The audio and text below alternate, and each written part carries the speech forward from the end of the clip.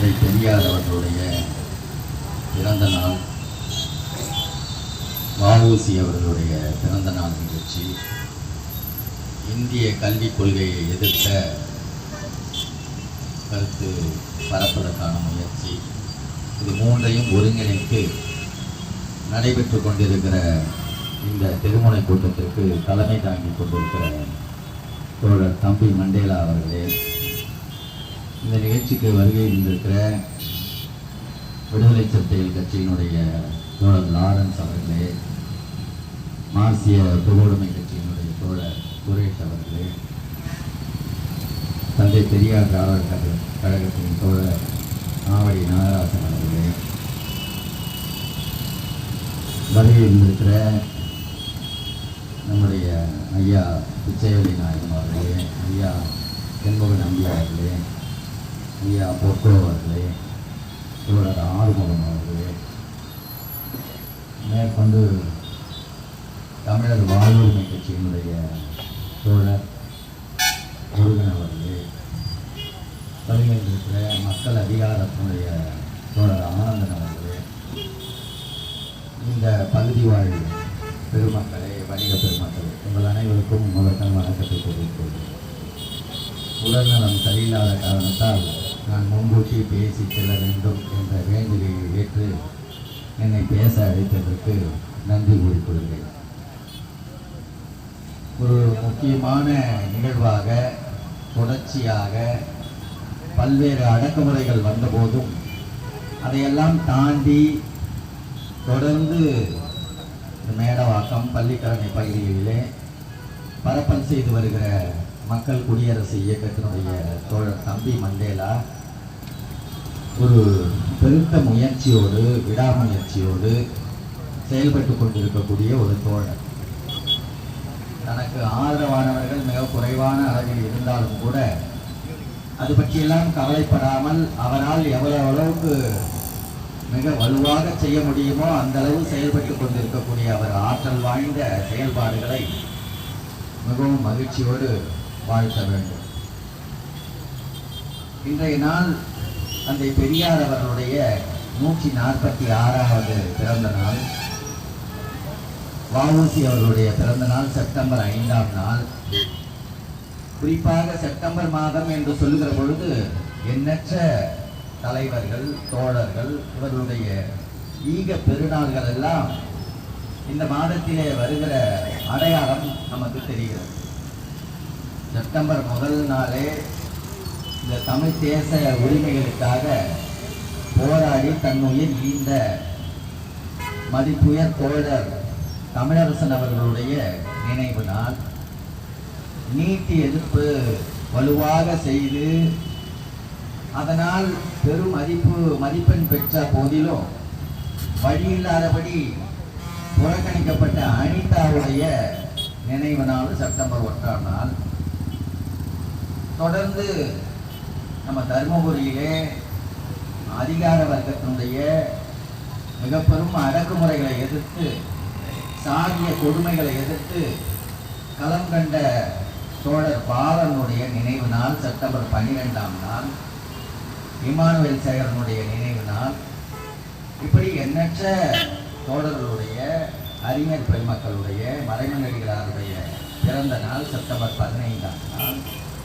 இப்படி எண்ணற்ற அறிஞர் பெருமக்களுடைய, தலைவர்களுடைய சிறப்புக்குரிய மாதமாக செப்டம்பர் மாதம் நமக்கு அறிமுகமாகியிருக்கிறது.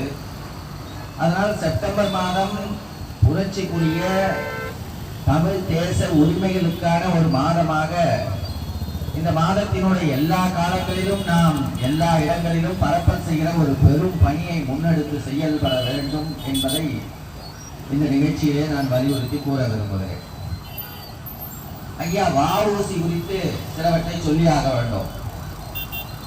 எண்ணற்ற விடுதலை போராளிகள் பல பகுதிகளிலே உண்டு. பகத்சிங்கை நாம் இங்கு கொண்டாடி கொண்டிருக்கிறோம். எண்ணற்ற போராளிகளுக்கு நாம் இங்கு நினைவு கூட்டங்களை நடத்துகிறோம். கூடாது என்று சொல்லவில்லை. ஆனால் வ.உ.சி.யை எங்கேயாவது ஒரு வடநாட்டுக்காரர்கள் கொண்டாடுகிறார்களா, அடையாளப்படுத்துகிறார்களா? வ.உ.சி.யினுடைய இரு கொள்கையிலே கல்வி பதிவிலே உண்டா என்று சொன்னால் இல்லை. மிக பெரும் போராளி அவர், வழக்கறிஞர் மட்டுமன்று ஒரு திறமை வாய்ந்த பின்புறம் உள்ள குடும்ப பெருமை கொண்ட ஒரு போராளியாக இருந்தவர். 1925ஆம் ஆண்டு இந்திய பொதுவுடைமை கட்சி தோன்றுவதற்கு முன்பாகவே தமிழ்நாட்டிலே வேறு எங்கும் தொழிற்சங்கங்கள் அமைக்கப்படுவதற்கு முன்பாகவே 1908ஆம் ஆண்டு கோரல் மில் தொழிற்சாலையினுடைய பெரும் போராட்டத்தை ஒருங்கிணைத்தார் என்பதற்காக அவருக்கு இரட்டை வாழ்நாள் தண்டனை கொடுக்கப்பட்டது. அவர் வணிக அளவில் பன்னாட்டு நிறுவனத்தினுடைய ஆங்கிலேய வல்லரசுடைய வணிகத்தை எதிர்த்து தமிழர்களுக்கான தன்னாட்சி அதிகாரம் பெற்ற ஒரு வணிகத்திற்காக ஒரு கப்பலை ஏற்பாடு செய்து தூத்துக்குடியிலிருந்து இலங்கைக்கு செல்லுகிறபடியான ஏற்பாட்டை மிக அரும்பாடுபட்டு பலருடைய பண உதவிகளை எல்லாம் தொகுத்து செய்தார். மிக பெரும் நெருக்கடிகள். ஆனா அதையெல்லாம் கடந்து அவர் தொழிற்சங்கத்தை கட்டி அமைத்தார். அதற்காக போராட்டம் செய்தார். கோரல் மின் தொழிற்சாலை என்கிற ஒரு பெரும் போராட்டம் தூத்துக்குடியே கலங்க வைத்தது என்பதுதான் ஆங்கிலேயனுக்கு வந்த மிக பெரும் சினம். அதனால அவருக்கு இரட்டை வாழ்நாள் தண்டனை கொடுக்கிறான். மிக பெரும் கொடுமை. இந்திய வரலாற்றிலேயே வ.உ.சி.க்கு கொடுக்கப்பட்டது போல இரட்டை வாழ்நாள் தண்டனை வேற யாருக்கும் கொடுக்கப்படவில்லை. உள்ள போகிறார். கோவை நடுவன் சிறையிலே அடைக்கப்படுகிறார். சிறைக்குள்ளார அவருக்கு மிக பெரும் தீங்கு விளைவிக்கப்படுகிறது. சிறைக்குள்ளார அவருக்கு கறி கொடுப்பார்கள் என்று நம்ம கேள்விப்பட்டிருப்போம். ஆனா ஒரு சட்டி கொடுப்பாங்க. அந்த சட்டியில தான் அன்றைக்கெல்லாம் 1908, 10, 20, 30 வரைக்கும் கூட மலம் கழிக்க வேண்டும், சிறுநீர் கழிக்க வேண்டும். எப்பொழுதும் அடைக்கப்பட்டதாக இருக்கும். வைக்கப்பட்ட மிக பெரும் கொடுமை. படிக்க முடியாது. வேறு தன்னுடைய உடன் இருக்கக்கூடிய சிறைவாசிகளை எல்லாம் அவர் கண்டு பேசக்கூடாது. அதற்காக மிக பெரும் அளவில் துன்பப்படுத்தப்பட்டார். சிறைக்குள்ளார நுழைந்த உடனே மொட்டை அடிக்கப்பட்டார். எவ்வளவோ கொடுமை. இதையெல்லாம் தாங்கி கொண்டு அப்பொழுது சிறைக்குள்ளாரையும் அந்த அதிகாரிகளை எதிர்த்து போராடி வந்தார். அந்த போராட்டம் எல்லாம் ஆங்கிலேய அதிகாரி பார்த்து அவரை தூக்கி அடிக்கிறான். வடநாட்டுல மராட்டிய பகுதிகளில் ஒரு சிறைக்கு தூக்கி அடிக்கிறான். ஆனா அங்க போன பிறகு அவருக்கு சற்று ஓய்வு கிடைக்கிறது. அங்கதான் மிக பெரும் ஆற்றல் வாய்ந்த திருக்குறள் உரையை எழுத தொடங்குகிறார். மெய்யறம் எழுத தொடங்குகிறார். மிக பெரும் நூல்களை தொகுக்க தொடங்குகிறார். அவருடைய அறிவு சார்ந்த பணிகள் எல்லாம் அங்கதான் நடக்கிறது. சரி, விடுதலையாகி மேல்முறையீடு செய்து 7 ஆண்டுகள் இருந்து விடுதலையாகி வெளிவந்ததுக்கு பிறகாவது அவரை வாழ விட்டார்களா என்று சொன்னா இல்ல. பெரம்பலூர்ல அவருக்கு வாடகைக்கு வீடு கொடுக்கிறதுக்கு எல்லாரும் தடுக்கப்படுகிறார்கள். மண்ணெண்ணெய் கடை வைக்கிறார். நீங்க எதுக்கு மண்ணெண்ணெய் கடை உள்ள ஒரு வீட்டை அவருக்கு வாடகை கொடுத்தீங்கன்னு காவல்துறை அந்த வீட்டு உரிமையாளர்களை போய் அடிச்சு மிரட்டுகிறார். அவர் உடனே அவங்க காலி செய்யப்படுகிறார், வெறுமை செய்யப்படுகிறார். எவ்வளவோ அவருடைய துன்பம் என்பது இன்னும் துன்பம் இல்லை. அவருடைய வழக்கு பணியை மீட்டெடுக்க முடியல. வாலேஸ் என்கிற ஒரு ஆட்சியர் உடைய கரிசனத்தால் அவருக்கு அந்த வழக்கறிஞர் பொறுப்பு கிடைக்கிறது. அந்த குழந்தைக்கு அந்த நன்றி உணர்ச்சியோடு வாலேஸ்வரன் என்று பெயர் வைக்கிறார். இப்படி எண்ணற்ற அவருடைய செயல்பாடுகள். வ.உ.சி.யை இன்றைக்கு போற்றி கொண்டவர் தந்தை பெரியார் மட்டும்தான். அவருக்காக அவர் பெரும் பணிகளை செய்து அவரை அடையாளப்படுத்தி மக்களுக்காக துணை செய்து மாதந்தோறும் அவரால் இயன்ற தொகையை வ.உ.சி.க்கு அளித்து பெரும் துணை செய்தார் அப்படின்னு நம்ம பார்க்கிறோம். தந்தை பெரியார் அவர்களுடைய செயல்பாடு என்பது ஏதோ கடவுள் மறுப்பாளர் என்பதாக மட்டுமே புரிந்து கொள்ளக்கூடியவர் இல்ல. கடவுள் மறுப்பு ஏன் செய்தார் என்பது முக்கியமானது. பார்ப்பனியத்தினுடைய கொட்டம் இன்றைக்கு எப்படி நடந்து கொண்டிருக்கிறது என்று எல்லாருக்கும் தெரியும். மகாவிஷ்ணுன்னு ஒருத்தவன், அவன் பெரிய அறிவாளி போல பேசுகிறான். என்ன அறிவாளித்தனம் பேசுகிறான்? அவர்கள் முன்வினை பயன் வழியாகத்தான் ஒருத்தவனுக்கு இந்த பிறவியில ஊனமுகிற நிலை ஏற்படுகிறது. கைகால் இழந்து போகிறார்கள். கடந்த பிறவியில செய்த பாவம் அவனுக்கு இப்பொழுது வருகிறது. இது எல்லாம் வேத புராணங்கள்ல இருக்கிறது, மனு தர்ம சாஸ்திரங்கள்ல இருக்கிறது. என்ன சொல்லுகிறது? வர்ணாசிரம அடிப்படையில் யார் யார் பிராமணர்கள் எல்லாம் நல்லவர்களாக பாவம் செய்யாதவர்களாக இருந்தவர்கள், அதனால்தான் உயர் பிறப்பு அவர்களுக்கு கிடைக்கிறது என்பதாக அவருடைய மனு தர்ம சாஸ்திரத்திலே குறித்து வைத்திருக்கிறார்.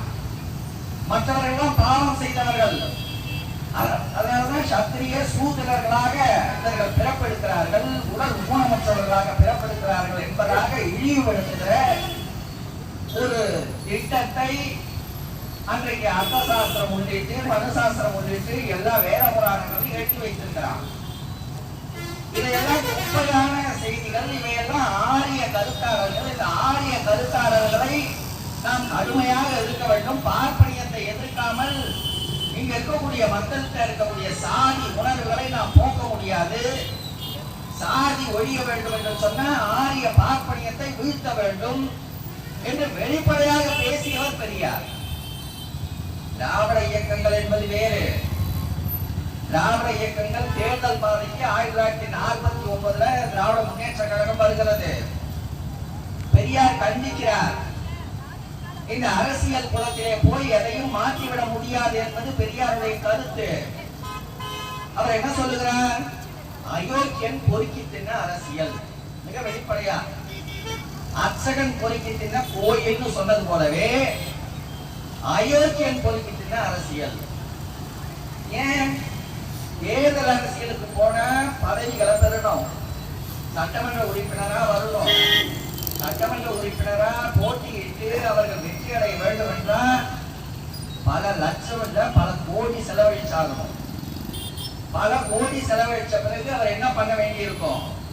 பொறுப்புக்கு வந்ததன் பிறகு அந்த பல கோடி ரூபாயை ஈட்ட வேண்டி இருக்கும். அதனால பெரிய அளவிலான ஈட்டுவதற்கான வழிகளை அவர்கள் பார்த்தாங்க. அதனாலதான் அந்த பெரியார் அயோக்கியன் பொறுக்கி தின்ன அரசியல் என்பதாக அடையாளப்படுத்தினார். அதன்படி திமுகவோட அவருக்கு உரசல்கள் இருந்தது. இருந்தாலும் பார்ப்பனியத்துக்கு எதிரான திராவிட கருத்தாளர்கள் கொண்ட திமுகவை அவர் பாராட்டி கொண்டாலும் கூட அவருக்கு அரசியல் ஒரு நம்பிக்கையின்மை இருந்தது. அதனால இந்த சமூகம் மாற வேண்டும் என்று சொன்ன பார்ப்பனியத்தை முதலாளியத்தை வீழ்த்த வேண்டும். அதைதான் அம்பேத்கர் குறிப்பிட்டார். அவர் இத்தனைக்கோ நாடாளுமன்றத்தில் அமைச்சராக வந்தவர், சட்ட அமைச்சராக கூட இருந்தார். ஆனாலும் அவர் சொன்னது என்ன? என்னால் எழுதப்பட்டதாக இருந்தாலும் இந்த அரசியல் சட்டம் இந்த மக்களுக்கானதாக இல்லை.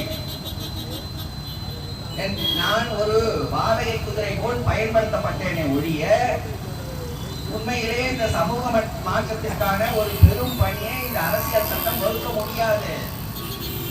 பிறகு ஏன் இந்த அரசியல் சட்டத்தை எழுதுவதற்கு நான் ஒப்புக்கொண்டேன் என்று சொன்னா, நான் இல்லாமல் வேறு யாராவது இருந்தால் இந்த இடஒதுக்கீட்டை இந்த அடித்தட்டு மக்களுக்கு கொடுக்கிற ஒரு ஏற்பாட்டை யாரும் செய்ய மாட்டார்கள் என்பதற்காக அந்த பொறுப்பை ஏற்றுக்கொண்டு இந்த வேலையை நான் செய்தேன் என்பதாக அவர் அடையாளப்படுத்தினார். அதனால பெரும் பணியோடு பெரும் பொறுப்போடு இருந்த அம்பேத்கருடைய அடையாளம் என்னென்று சொன்னா, முதலாளித்துவத்தையும் பார்ப்பனியத்தையும் வீழ்த்தாமல் இந்த சாதி அமைப்பு அதிகார அமைப்பு வீழ்ந்து போகாது. அதை வீழ்த்த வேண்டும் என்று சொன்னா முதலாளித்துவம் பார்ப்பனியம் தான் நமக்கு எதிரி. வடக்கு அம்பேத்கரும் தெற்கே தந்தை பெரியார் அவர்களும் இந்த அளவுக்கு இணைந்து மிக பெரும் எழுச்சி செயல்பாடுகளை செய்ததன் வழிதான் விழிப்புணர்வு தமிழ்நாட்டிலும் மராட்டியத்திலும் ஏற்பட்டது. அதற்கான மிக பெரும் பணிகள் பெரியார் தன்னை ஈடுபடுத்திக் கொண்டார். சட்டத்தை எரித்ததற்காக ஏறத்தாழ 10,000 பேர்களுக்கு மேலாக சிறைப்பட்டு பல காலம் பெல்காம் சிறையில கூட போய் இருந்தார். அது பற்றிலாம் அவர் கவலைப்படல.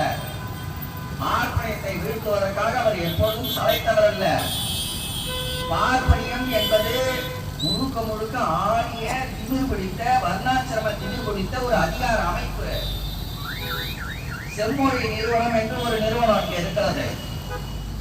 இந்த செம்மொழி நிறுவனத்துக்கு தலைவராக இருப்பவர் ஒரு தமிழ்நாட்டை சேர்ந்த ஈரோட்டை சேர்ந்த ஒருவர்.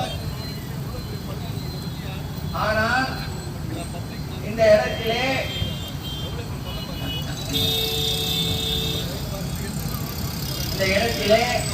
செம்மொழி நிறுவனத்தினுடைய துணை தலைவராக சுதா சேஷையன் என்ற ஒரு பார்ப்பனிச்சியை அந்த அம்மா மருத்துவச்சி என்ற காரணத்துக்காக அதுக்கும் இந்த செம்மொழி தமிழ் தகுதிக்கும் அந்த அம்மாவுக்கும் தொடர்பே கிடையாது. இந்திய அரசு அவர்களை கொண்டு வந்து துணை தலைவராக அமர்த்துகிறது. கேட்கறதுக்கு நாதி இல்ல. அதிகார வகுப்பு எல்லா அதிகாரத்தையும் பறிச்சுட்டு போறாங்க. தமிழ்நாட்டுடைய பல்கலைக்கழகங்கள் இருக்கக்கூடிய துணை வேந்தர்களை எல்லாம் இந்திய அரசு தான் அமர்த்தணுங்கிறான். காவல்துறை அதிகாரியாக உயர் அதிகாரியாக வர வேண்டுவது யார் என்று சொன்னா இந்திய அரசு யாரை அமர்த்த சொல்லுகிறதோ அவர்கள் தான் வர முடியும். ஆக அப்படியான ஒரு மிக பெரும் நெருக்கடியை இந்திய அரசு தொடர்ந்து செய்து கொண்டு வருவது மட்டுமல்ல, கல்விக் கொள்கையை நெருக்கடி காலத்தில் 1976-77 தமிழ்நாட்டினுடைய மாநில அரசுக்கு உட்பட்டிருந்த கல்வி பொறுப்புகளை பறித்து கொண்டு போய் இந்திய அரசுக்குரியதாக மாற்றுகிறது. ஆக இந்தியா முழுக்க ஒரே கல்வி முறை. அதற்கு இந்தியா முழுக்க ஒரே கல்வி முறையாகும். தமிழ்நாட்டில் இருக்கக்கூடிய சிபிஎஸ்இ பள்ளிக்கூடத்துல என்ன பாடம் சொல்லி தருகிறார்கள் என்று சொன்னா தமிழ்நாட்டை பற்றி எந்த குறிப்பும் அந்த பாடத்திட்டங்கள்ல கிடையாது. தமிழுக்கான இலக்கண இலக்கியங்களை அடையாளப்படுத்துகிற தொல்காப்பியத்தை பற்றியோ 10 பாட்டு 8 தொகை நூல்களை பற்றியோ எந்த விளக்கமுமே சிபிஎஸ்இ படிக்கிற ஒரு மாணவனுக்கு தெரியாது. ஆனா தமிழ்நாட்டினுடைய தமிழினுடைய இலக்கண நூல் தொல்காப்பியம் என்று தெரியாத தமிழ்நாட்டினுடைய சிபிஎஸ்இ மாணவனுக்கு சமஸ்கிருதத்தினுடைய இலக்கண நூல் எதுன்னு தெரியும். ஆக இதைத்தான் இவங்களுடைய இந்திய கல்விக் கொள்கை இருக்கிறது. ஆக இந்திய கல்விக் கொள்கை ஒரு கல்வி முறையாக இங்கு நடைமுறைக்கு வந்ததுன்னா அந்த இந்திய கல்விக் கொள்கையில படிக்கக்கூடிய ஒரு மாணவனுக்கு சிபிஎஸ்இ மாணவனுக்கு இன்டர்நேஷனல் பன்னாட்டு நிறுவன கல்விக்கூடங்கள்ல படிக்கிற மாணவனுக்கு தமிழ் பற்றியான ஒரு சமன்மை பண்பாடை பற்றியான எந்த குறிப்புமே அவனுக்கு தெரியாது. ஏற்ற இறக்கமான வர்ணாசிரம அடிப்படையிலான இவர்கள் தான் உயர்ந்தவர்கள் இவர்கள் தாழ்ந்தவர்கள் என்பதாக சொல்லுகிற இந்த பார்ப்பனிய கருத்தாளர்களை தான் இந்த கல்வி முறை அவர்களுக்கு கட்டாயப்படுத்தி பரப்புகிறது. இந்த ஊர்ல வித்யா பள்ளிக்கூடம் ஒன்று இருக்குது. நம்மளுடைய மேலாளத்துல அந்த பள்ளிக்கூடத்துல போய் குவியறாங்க. பணத்தை ஏராளமா கட்டணமாக வசூல் செய்யறாங்க. லட்சக்கணக்கான ரூபாயை அதுல படிக்கக்கூடிய 8ஆம் வகுப்பு 10ஆம் வகுப்பு 12ஆம் வகுப்பு படிக்கக்கூடிய மாணவர்களிடம் வசூல் செய்து மிக பெரும் அதிகார வகுப்பை உருவாக்கி ஏன்னா ஒரு 8ஆம் வகுப்பு மாணவனுக்கு சொல்லி தரத்துக்கு உனக்கு 1 லட்சம் ரூபாய் ஆகுமா? எவ்வளவு அயோக்கியத்தனம் கேட்கறதுக்கு நாதி இல்லையா? ஆக வித்யா பள்ளியில என்ன நடக்கிறது என்று சொன்னா ஆசிரியர்களை உட்கார வைத்து அந்த மாணவர்களை கால கழுவி அந்த காலுடைய தண்ணீரை எடுத்து தன்னுடைய தலையிலே தெளித்துக் கொள்கிறபடியான நடைமுறை இப்பொழுது நடந்தது. இது எல்லாமே பார்ப்பனியத்துடைய நடைமுறை. ஈவி கிரி என்கிற ஒருவர் குடியரசுத் தலைவராக இருந்த பொழுது தமிழ்நாட்டிலிருந்து சென்ற சங்கராச்சாரியை நடைபயணமாக சென்ற சங்கராச்சாரியை ஒரு தாம்பர தட்டுல நிக்க வச்சு அந்த சங்கராச்சாரியினுடைய கால்களை கழுவி அந்த தண்ணீரை குடித்தவர் குடியரசுத் தலைவர். நினைச்சு பாருங்க. இதையெல்லாம் எதுல நடக்கிறது? உங்களுடைய பார்ப்பனிய திமிராக நடக்கிறது. சங்கராச்சாரியை யாராவது பார்க்க வருகிற பொழுது அது அப்துல் கலாமாக இருந்த குடியரசு தலைவராகவே ஆகட்டும், அவர் என்ன பண்ண மாட்டாருன்னா சங்கராச்சாரி மேல உட்காந்துக்குவார், கீழே உட்கார வைப்பார் அப்துல் கலாம் குடியரசு தலைவர். எவ்வளவு அட்டூழியம்! நீ யாரு? சங்கராச்சாரிங்கிறவன் யாரு? உனக்கும் இந்த இந்திய அரசாங்கத்துடைய அதிகாரத்துக்கும் என்ன தொடர்பு? இதைத்தான் நம்முடைய தந்தை பெரியார் அவர்கள் மிக கடுமையாக கண்டித்தார். சங்கராச்சாரி போன்ற ஒரு பார்ப்பனிய கருத்தாளர் உள்ள அதிகார வகுப்பினுடைய அதிகார வெறி பிடித்தவர்களுடைய கொட்டங்களை எதிர்த்து களமாடிய ஒரே தலைவராக அவர் இருந்தார். மிகப்பெரும் உழைப்பு. எதை பற்றியும் கவலைப்படல, யாரை பற்றியும் கவலைப்படல, யாரிடமும் சமரசமாக போவில்லை. அதற்காக அரும்பாடுபட்டு உழைத்தவர். அப்படியான தலைவர்களுடைய செயல்பாடுகள் தான் நமக்கு அடையாளத்துக்குரியவை. அந்த அடையாளத்துக்குரிய தலைவர்களுடைய சிறப்புகளை பட்டி தொட்டியாக நாம் சென்று பரப்ப வேண்டும்.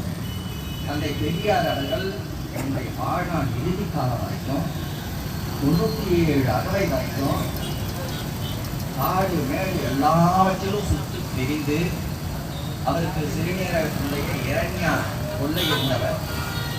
சிறுநீர் எப்போதும் சொட்டு சொட்டா போயிட்டே இருக்கும். அதுக்காக ஒரு வாளி கட்டி வச்சிருப்பாங்க. அந்த வாளியை தூக்கி கொண்டு இன்னொருவர் போவார். பேச முடியாது.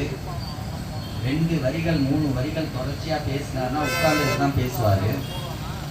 2 வரி 3 வரி பேசினார்னா வயிறு வலிக்கும். ஐயோ அம்மா அம்மா அம்மான்னு சொல்லிவிட்டு அப்பையும் இந்த அதிகார வகுப்பினுடைய பார்ப்பனியத்தினுடைய பொது நெறியை மிக பெரும் கடுமையாக களம் கண்டு போராடியவர் ஐயா பெரியார் அவர்கள்.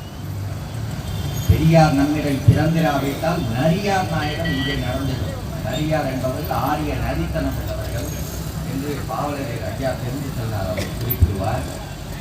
அப்படியான இந்த அதிகார வகுப்பை எதிர்த்து களமாடிய இருக்கக்கூடிய தலைவர்கள். மார்க்சியம் என்பது நமக்கு அடிப்படையான கோட்பாடு.